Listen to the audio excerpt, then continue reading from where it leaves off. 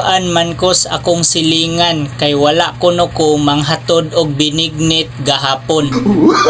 Mauna ninyo, resulta na sa pagluto-luto ninyo og binignit, gikasab-an na mo. Tungod kay di mamo kamao maglingi-lingi sa inyong silingan, dili mo kamao manghatod kung naamoy lutoon. Unya karon gikasab-an mo magsumbong-sumbong na mo nga gikasab-an mo sa inyong silingan.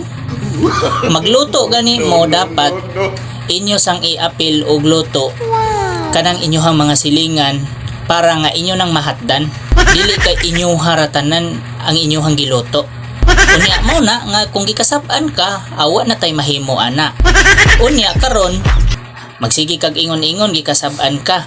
Unsay giingon sa panultihon? Share your blessings. Unya karon ni nang share day ka sa imong blessings, di ba wa? Imong gisolo ang imong giluto, gisolo nimo ang blessings.